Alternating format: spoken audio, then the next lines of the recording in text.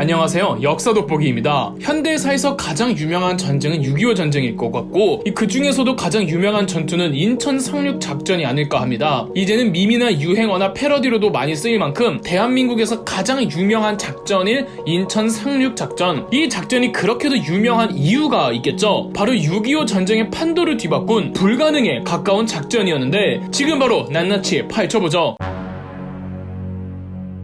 1950년 6월 25일 북한 인민군이 38선을 넘으며 전쟁이 시작됐습니다. 갑작스런 남침에 한국 정부는 속수무책으로 당했고 순식간에 서울을 뺏기고 중부권까지 북한 인민군에게 점령당했죠. 한국 정부는 대구, 이후에는 부산에 임시정부를 세웠고 유엔군은 낙동강을 최후 방어선으로 삼았습니다. 최후 방어선이란 말은 이 낙동강 라인이 마지막 전선이고 여기가 뚫리면 더 이상의 희망은 사라진 채 우리의 패배로 전쟁이 끝이 난다는 의미였죠. 북한군 입장에서는 이 강 하나만 넘으면 전쟁에 승리하고 적화 통일되기 때문에 공격하는 쪽이나 수비하는 쪽이나 모든 걸 다 쏟아 부어야만 했습니다. 다행히 이 경북 칠곡 다부동 등지에서 낙동강을 넘어온 혹은 넘어오려는 북한 인민군들을 상대로 유엔군의 공습 폭격과 한국 유엔군의 목숨 건 항전으로 연전 연승을 이루며 낙동강 방어에 성공은 합니다. 그렇다고 상황이 우리에게 유리한 건 절대 아니었습니다. 어디까지나 방어에 성공했을 뿐이지 이 북한 인민군이 또 한 번 공격해올 때 우리가 더 버텨낼 수 있는지도 미지수였고 설령 반격을 감행하지 않더라도 이 낙동강 밖에서 인민군이 떡하고 버티고 있는 상황에서 우리가 그렇다고 낙동강을 넘어서 공세로 전환하기에도 애매했습니다. 당시 역량으로는 낙동강 방어가 최선이었다는 거죠. 그런데 이 전쟁을 유리하게 이끌어 가려면 낙동강을 넘어서 다시 올라가 서울 수복하고 북한까지 점령해야 전쟁에서 이기면서 승리하는 거잖아요. 그런데 지금 당장 낙동강 방어도 겨우겨우 막는 마당에 가뜩이나 당시 남한의 영토는 이 고작 경상남도에 불과하고 나머진 전부 북한에게 먹힌 상황에서 치고 올라간다?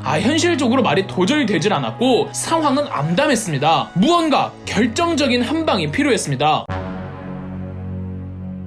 그때 유엔군 총사령관이었던 미군 원수 맥아더 장군이 작전을 냅니다. 서해안을 돌아서 서울 한강에 지상군을 투입시키자 이 북한군 루트의 허리를 끊어 보급과 병참을 차단시키기 위함이었습니다. 그렇다면 지상군을 어디다가 상륙시킨 뒤 한강으로 이동하게 할 것이냐를 두고 이 작전 회의에 들어갔고 맥아더 장군은 인천을 주장했습니다. 그렇게 인천 상륙 작전을 위한 준비를 하는데 다른 참모진들은 지금 낙동강 전선도 어떻게 될지 모르는 마당에 준비 시간도 너무 많이 걸리는 데다가 이렇게 어려운 임무를 위해 병력들을 많이 빼가면 정작 가장 중요한 낙동강 전선이 뚫릴 수 있다는 위험성이 제기되면서 이 작전은 폐기되어 버립니다. 그런데 조금씩 낙동강 전선에서 한국군과 유엔군의 승전 소식들이 조금씩 전해지면서 이 맥아더는 다시 한번 인천 상륙 작전을 꺼내듭니다. 맥아더가 또 제일 잘하는 주특기가 바로 상륙 작전이잖아요. 이 맥아더의 상륙 작전만 제대로 먹히면 분명 상황을 뒤엎을 수가 있었습니다. 단 맥아더를 제외한 모든 제장 지휘 참모진들과 미국의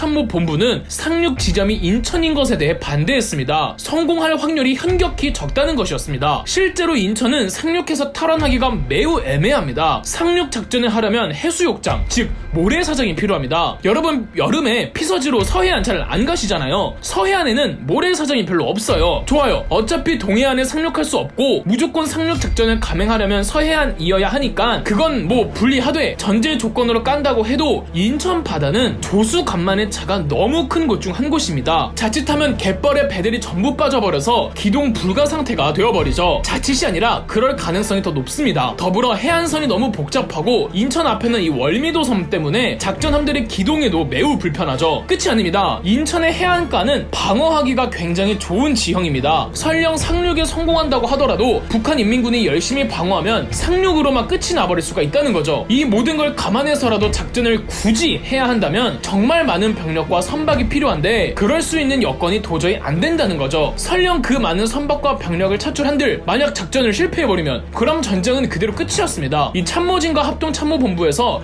맥아더에게 반대할 때 모든 가능성을 따져서 계산해보니까 인천 상륙 작전의 성공 확률은 5000분의 1이었다죠. 그래서 대안으로 나온 상륙 지점들이 군산, 평양 바로 밑에 남포, 평택이었습니다. 일단 평양 바로 밑에 남포는 이 낙동강 본부와는 거리가 너무 멀고 평양 바로 밑이라 너무 위험해서 아웃. 평택은 반대로 상륙군이 투입되어야 할 서울이랑 너무 멀어서 아웃. 제일 가능성이 높은 건 군산이었습니다. 군산은 낙동강 본부랑도 가까워서 준비 시간도 덜 들고 해안 지형이나 조차가 그나마 안정적이어서 상륙하기가 그다지 어렵지는 않았습니다. 단 군산은 결정적인 패점이 있었으니 군산에 상륙을 해도 북한 인민군에게 큰 타격을 주지 못한다는 거였습니다. 그냥 무조건 한강에 투입시켜야 북한군의 허리와 병창을 끊어버릴 수가 있었죠. 메가더는 혼자서 오로지 인천만 고집했고 결국 최종 결정권자였던 메가더에 의해 8월 오퍼레이션 크로마이트 일명 인천 상륙 작전이 결정되었습니다. 작전 날짜는 9월 15일.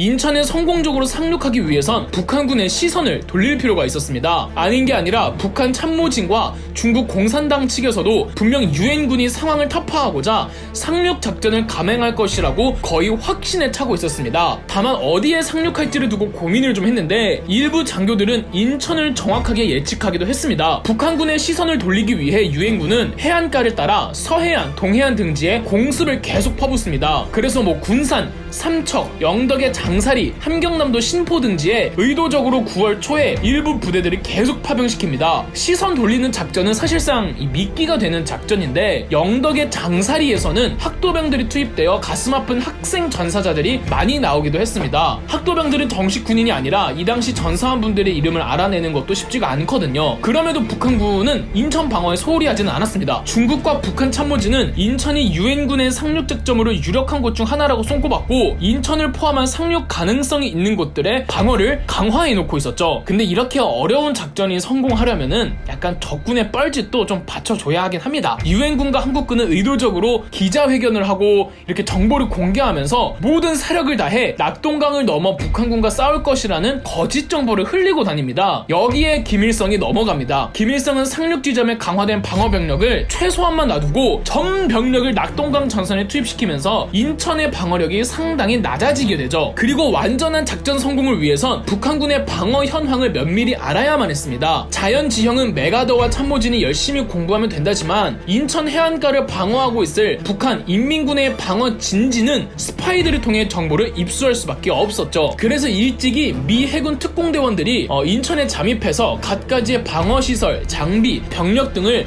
모조리 모으고 있었죠. 그리고 인천에서 나와 메가더에게 가면 되는데 이 북한군에게 발각이 되어버린 겁니다. 9월 14일 이 특공대 소속이었던 한국인 임병래 중위가 북한군과 교전하며 시간을 번 사이 특공대들은 무사히 인천에 빠지는 데 성공, 추후 메가더에게 정보들을 전달하는 데 성공합니다. 단 시간을 끈 임병래 중위는 빠져나가지를 못하고 체포되기 직전 자결합니다. 영화 인천 상륙작전에서 이정재가 맡았던 바로 그 역할입니다. 작전일 9월 15일을 위해 전날이었던 14일 미군 해병대를 포함한 유엔군 해병대 그리고 한국군 해병대 도합 280정의 상륙정들이 남해안과 동중국해를 출발해 인천으로 향합니다. 14일 저녁 즈음에 인천 앞바다에 서서히 도착하자 이를 포착한 인천의 북한군이 본부에 유엔 상륙정이 보인다고 보고를 하지만 이미 거의 모든 병력이 낙동강 전선에 투입된 상황에서 북한군이 인천으로 지원을 하러 간다고 해도 15일까지 절대 도착을 못하는 상황이었죠. 15일 공식 05분 인천 앞바다 등대를 점령했고 새벽 5시부터 7시 사이에 월미도에 상륙하는 데 성공합니다. 월미도의 완전 점령까지는 거의 오전 10시까지 이어졌지만 여하튼 성공했죠. 월미도가 상륙 지점 측면에 있어서 포위되면 안 되기 때문에 이 월미도를 먼저 제압하는 게 중요했거든요. 그리고 오후 2시부터 지금의 인천 북항이 있는 곳과 지금의 신포역이 있는 곳 이 양 방면으로 상륙을 시도합니다. 김일성의 판단 미스 덕에 방어가 그렇게 심하지는 않아서 상륙 후 북한군의 저항이 그다지 심하지는 않았고 다음날 16일이 되면 인천을 완전하게 수복을 합니다. 유엔군은 곧바로 서울로 진격, 20일에 수색대가 먼저 한강에 침투했고 23일부터 본 군대가 서울에 들어와 한 군데에 한 군데에 점령해갑니다. 북한군의 허리를 끊어버리는데 완벽하게 성공한 거죠. 작전 대성공이었습니다. 보급선이 차단당하고 돌아갈 퇴로마저 없어진 상황에서 낙동강 전선에 있는 북한군은 그래도 무조건 북상에서 후퇴를 해야만 했고 23일 총후퇴 명령이 내려집니다. 북한군의 사기는 완전히 전멸했고 28일 유엔군은 서울을 수복하는 데 성공합니다. 이때를 기해 유엔군 및 한국군 전체는 빼앗긴 영토 수복전에 나섰고 29일에는 전라도를 30일에는 강원도와 충청도까지 탈환하는 데 성공하고 10월 9일부터는 수복하는 데 그치지 않고 북한까지 진격하게 됩니다. 이렇듯 인천 상륙작전의 성공은 5000분의 1 확률을 뚫고 성공해 6.25 전쟁의 판도를 바꾸어 버렸습니다. 판도를 바꿀 만큼 이 상륙작전은 대한민국에게 굉장히 절실한 작전이었고 실패하면 전쟁 끝, 성공만 하면 전세를 뒤집을 수 있는 상황에서 성공 중에서도 대성공을 해서 무려 압록강까지 올라가죠. 이 위대한 작전을 성공시키는데 스스로를 희생한 영웅들이 굉장히 많았습니다. 그 모든 분들에게 감사함과 존경함을 표하면서 영상 마치겠습니다. 그럼 역사 돋보기였습니다. 영상 재미있으셨다면 구독과 좋아요, 알림 설정까지 해주시면 감사드리겠습니다.